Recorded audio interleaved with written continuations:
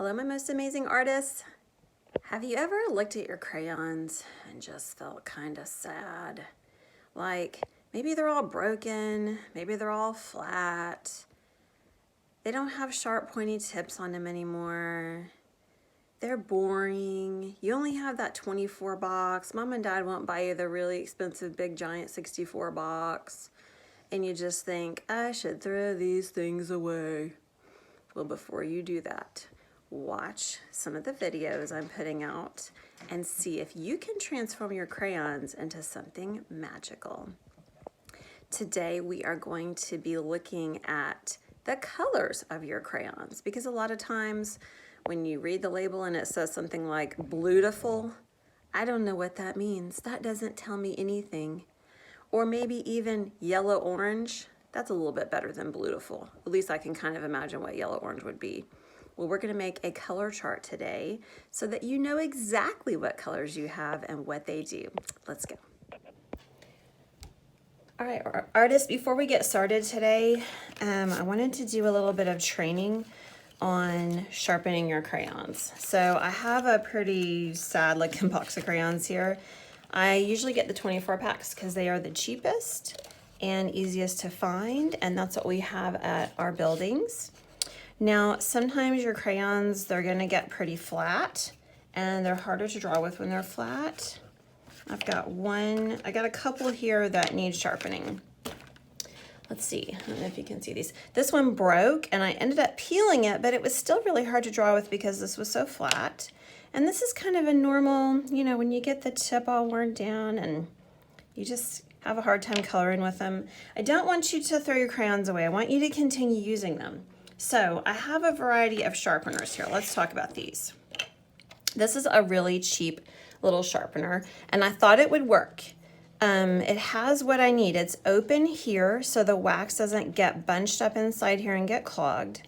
And it didn't cost a lot of money. Unfortunately, it is very narrow and my crayon won't fit into it. So I can't use this one. I also have this old one from sharpening Prismacolor pencils. The problem with it is mounted inside this lid, and it actually had a container here to catch the sharpenings. It's mounted inside this lid, and the wax tends to get clogged up in here, and it's kind of hard to get it out. There's paper in here right now from a black crayon I sharpened. So that one, it works, the crayons fit, but it just gets clogged really easily. The best one I have found is an open sharpener. And for this sharpener, it has a really big opening. This is for a large or a jumbo pencil. You can get sharpeners like this at Walmart, and usually they come with a large opening and a small opening, one for big pencils, one for little. And if they're open on the top, that's perfect, because then you can clear the wax away. And I just have an old cup here I'm using to put my wax trash in before I go to the trash can. So if your crayons are looking sad like this, you can sharpen them. Just pop it in there, and you can tell how much pressure to use just by watching it. And try to dump the wax out in a container. You don't want it to get a little, I should probably do this over a container, honestly, or over a trash can. And I'm gonna try to get it as sharp as I can. There we go. Look at that. That almost looks like a new, you know how the top of the tip of the crayon's really sharp? Let's see if I can get it a little bit sharper. There we go. Perfect. Ugh, now the wax is kind of sticky, so I have to do that. All right, let me sharpen my green crayon. Now you don't have to peel the wrapper if you're using a metal sharpener. If you're using a plastic crayon sharpener, for instance, one of those that comes on the back of the 64 box, you will have to peel the label. One of the things I really like to do with labels, they're hard to peel, and the first few aren't so hard, but then your fingers start getting really sore. So an easy way to get the labels off is to let them soak in water for a few minutes, and that causes the glue to release, and then the label will come right off. And then you've got a whole lovely crayon to use. All right, I have a mess here, but I do have two nicely sharpened crayons again. Woohoo! So let me sweep off the little shavings because we don't want to get those on our picture. And I'll go throw those away in a minute. All right, now we are going to do a color chart. I made one earlier so you can kind of see it. We're gonna make one together to explore the colors that are in your 24 box of crayons. So here we go. First, we're gonna start with a title, just so it looks nice and professional. And I just sharpened this black crayon earlier, so I'm gonna use that. I'm gonna write Crayola Crayon Colors. There we go. I'm gonna start with my neutral colors. So I'm gonna dump my crayons out here and look at them. Neutral colors are black, white, brown, gray. I want to start with those.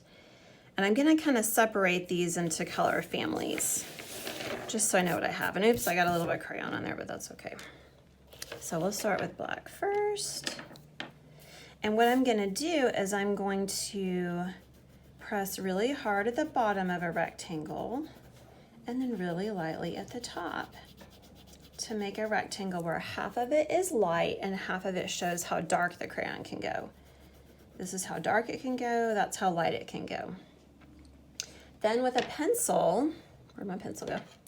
I'm gonna write the name underneath, because oftentimes my crayon isn't quite sharp enough to write nicely. So I'm gonna use a pencil for the names. Okay, when I'm done, I'm gonna put it back inside the box so I know that I did that one. Let's see, let's do white next, which you probably won't be able to see. I don't know, the camera might pick it up. I'm coloring as hard as I can at the bottom and then as light as I can at the top. Then I'm gonna write the name right underneath. There we go. Then gray.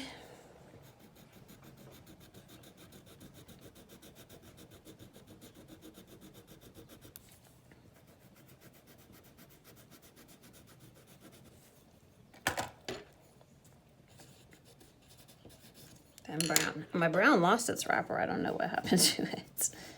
Sometimes they do come off.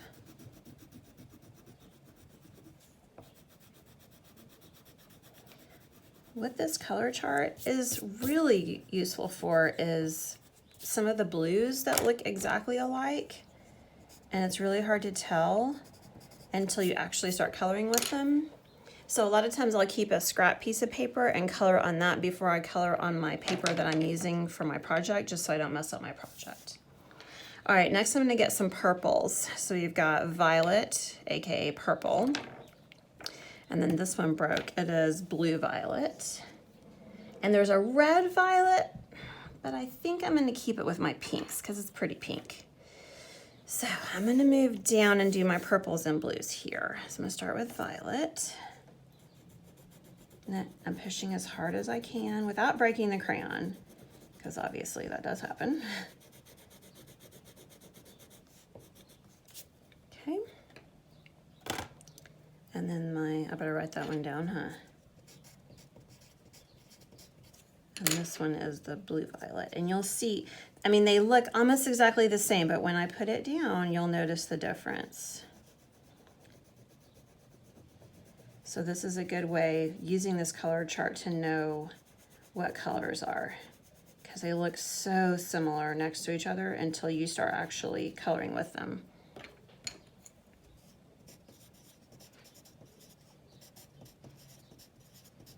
Okay. Now I'm gonna go for my blues. Lots of blues in the crayon box. Look at this, so many blues. Lots and lots and lots. So that's 5 blues. There's not that many of any other color in the crayon box. So the darkest blue is typically like an indigo, and this is the color of blue jeans. Indigo is a dye from the indigo plant. So I'll start with that one. And you'll notice that there is wax coming off, and it does kind of stain the paper and color the paper. That's just the nature of crayons, you know, when you brush it away and it gets on my hands, but that's okay. Nothing wrong with being a little messy when you make art. Indigo. If you don't want to write the color names, just have fun. Just see what the colors do. I think Blueful is next. They did not have Blueful when I was a kid. They probably called this like Soldier Blue or something like that. Copenhagen Blue. There we go. Some of these names are kind of silly, but I like them. Oh, this is Bluetiful. My bad. I thought it was Blueful. It's Bluetiful. That's cute. All right, then we've got regular old blue. Look how different that is from those other blues. This one's a lot lighter.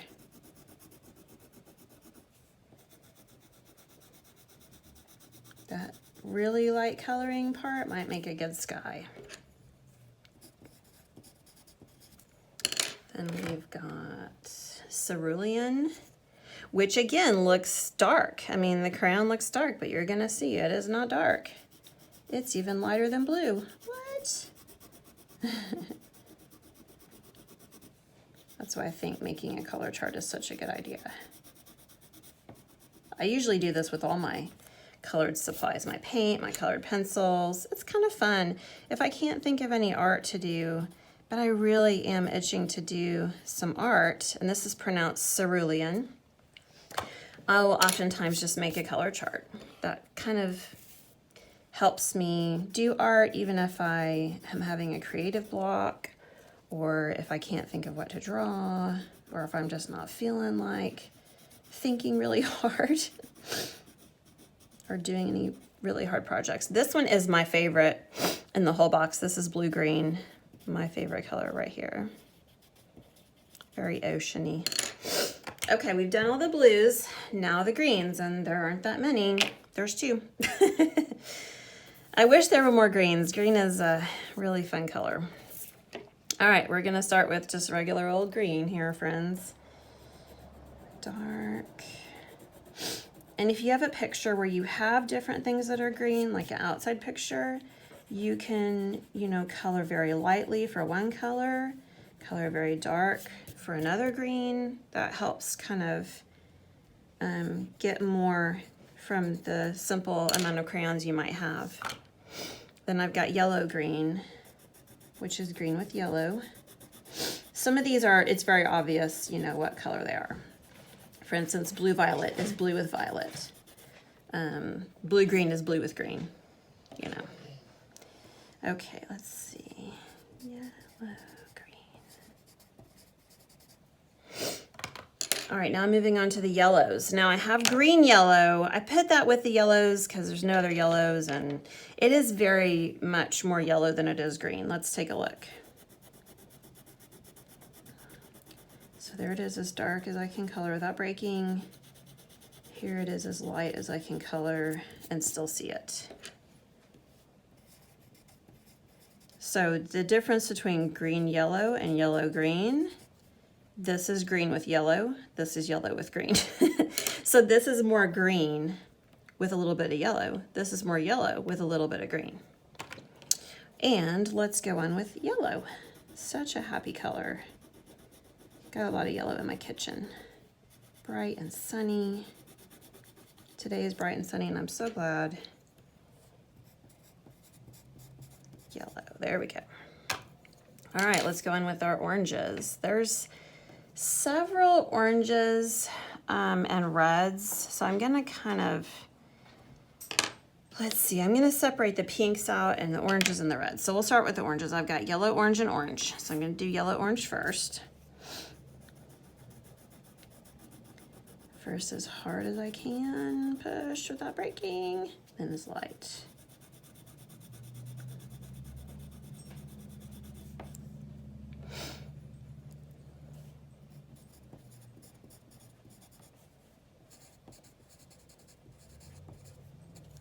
And then I've got orange.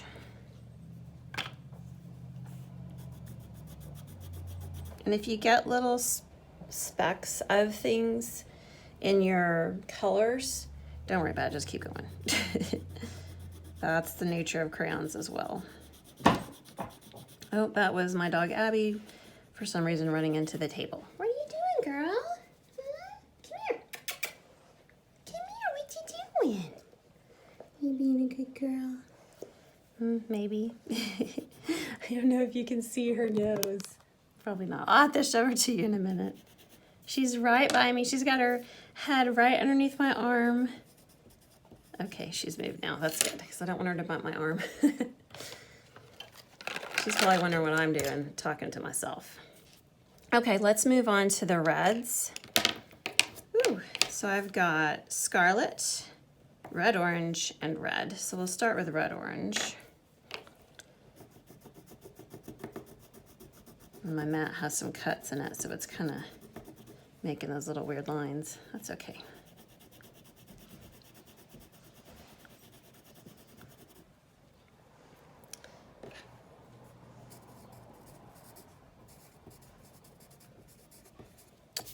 Ooh, I love seeing this rainbow appear on the paper. That is also very satisfying. Then I'm gonna go ahead and go with scarlet, because it's a little bit of an orangey red. And I know this because I've already made one of these and tested all these colors out to kind of see.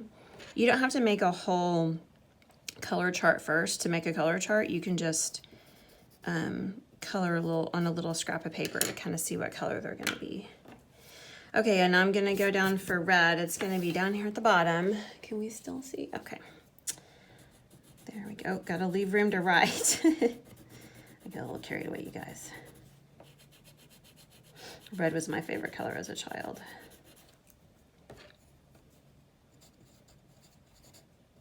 Okay.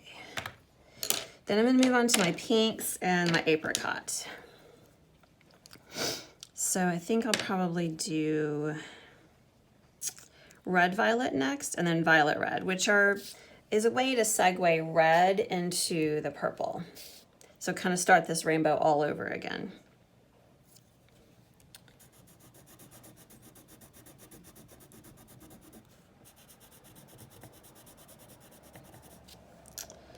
So this is red violet. Oh, I hope I have room. All right, small. And then violet red. Gets a little confusing, but they are very different.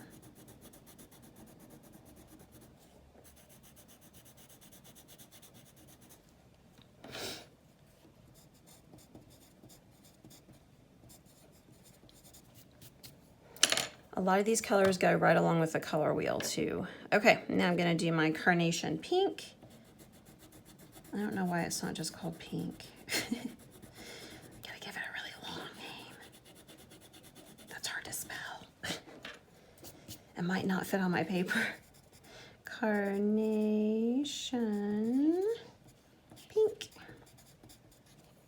And last but not least, a little bit of this apricot. Used to be called peach when I was a kid, but sure, we'll say apricot. Okay. And there you go. Oh, did you hear that? That was spooky. She's laying next to me and she just yawned really big. All right, so here is your color chart, guys. I hope you keep it and use it, and it can help you know what colors to use when you're coloring something.